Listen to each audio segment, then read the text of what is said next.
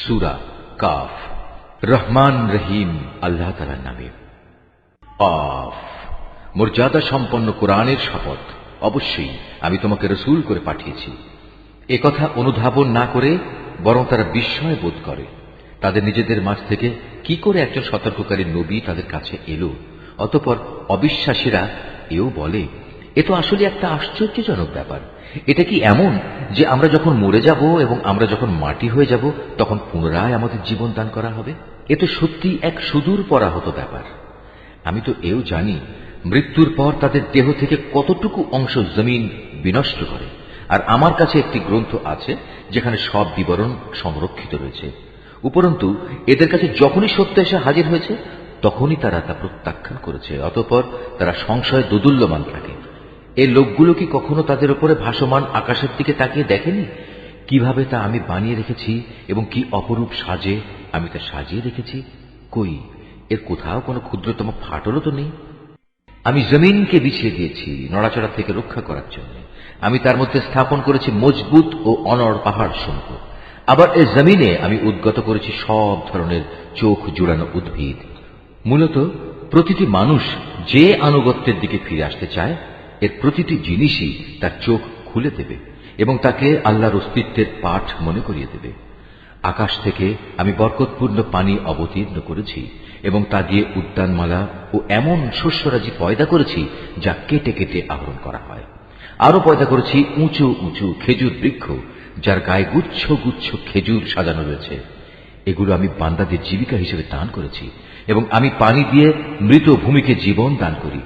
এমনই মৃত মানুষদের কবর থেকে বেরিয়ে আসার ঘটনা সংঘটিত হবে। এর আগেও নুহের জাতি, রসের অধিবাসী ও সামুদ জাতির লোকেরা তাদের নবীদের অস্বীকার করেছে। অস্বীকার করেছে আদ, ফেরাউন ও লুতের সম্প্রদায়ও। বনের অধিবাসী এবং তুব্বা সম্প্রদায়ের লোকেরাও তাই করেছে। এরা সবাই আল্লাহর রসূলদের মিথ্যাবাদী বলেছে।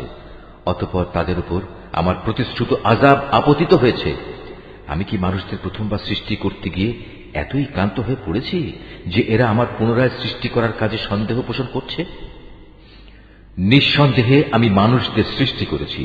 তার মনের কোণে যে খারাপ চিন্তা উদয় হয় সে সম্পর্কেও আমি জ্ঞাত আছি, কারণ আমি তার ঘাড়ের রগ থেকেও তার অনেক কাছে অবস্থান করি। এই সরাসরি জ্ঞান ছাড়াও সেখানে আরো দুজন ফেরেশতা, একজন তার ডানে আর একজন তার বামে বসে তার প্রতিটি তৎপরতা সংরক্ষণ করার কাজে নিয়োজিত আছে। ক্ষুদ্র একটি শব্দও সে উচ্চারণ করে না, যা সংরক্ষণ করার জন্য একজন সদা সতর্ক প্রহরী তার পাশে নিয়োজিত থাকে না। মৃত্যু যন্ত্রণার মুহূর্তটি সত্যি এসে হাজির হলে তাকে বলা হয়, ওহে নির্বোধ, এ হচ্ছে সে মুহূর্তটা যা থেকে তুমি পালিয়ে বেড়াতে। অতঃপর সবাইকে একত্রিত করার জন্য সিনায় ফু দেওয়া হবে। তখন তাদের বলা হবে, এ হচ্ছে সেই শাস্তির দিন যার কথা তোমাদের বলা হয়েছিল। সেদিন প্রতিটি মানুষ আল্লাহর আদালতে এমন ভাবে হাজির হবে যে তাকে হাঁকিয়ে নিয়ে যাবার জন্য সাথে একজন ফেরেশতা থাকবে। অপরজন হবে তার যাবতীয় কর্মকাণ্ডের প্রত্যক্ষ সাক্ষী। একজন বলবে, এ হচ্ছে সেদিন যেদিন সম্পর্কে তুমি উদাসীন ছিলে। এখন আমরা তোমার চোখের সামনে থেকে তোমার সে পর্দা সরিয়ে দিয়েছি।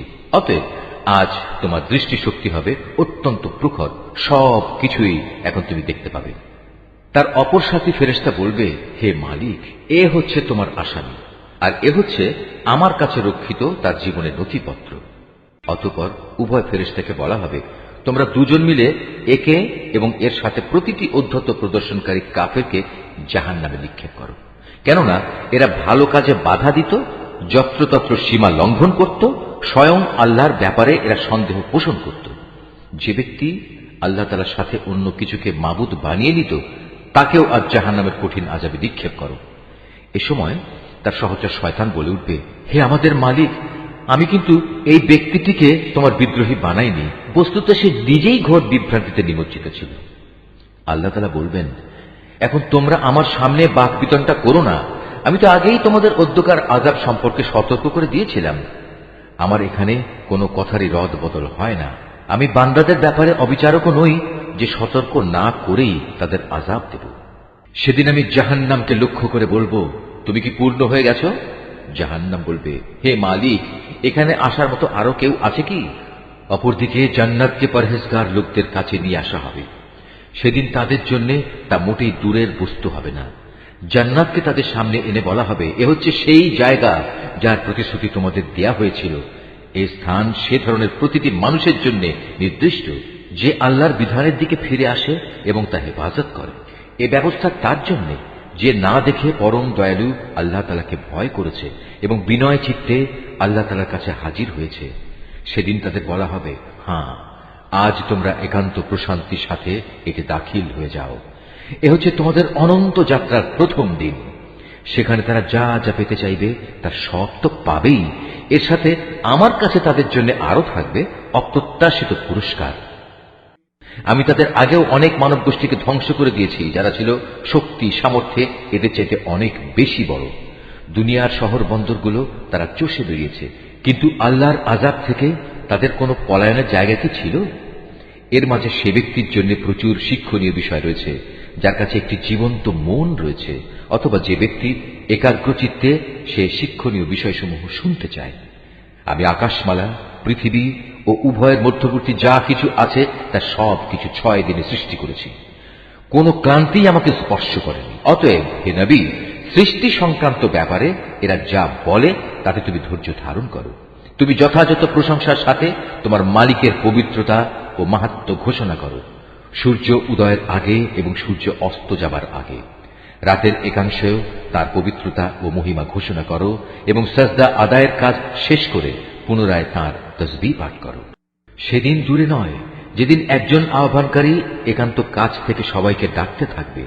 সেদিন তারা কিয়ামতের মহাগর্জন ঠিক মতোই শুনতে পাবে। সেদিনটি হবে কবর থেকে উত্থিত হবার দিন। সত্য কথা হচ্ছে, আমি জীবন দান করি, আমি মৃত্যু ঘটাই এবং সবাইকে আবার আমার কাছেই ফিরে আসতে হবে। সেদিন তাদের উপর থেকে কবরের মাটি ফেটে যাবে।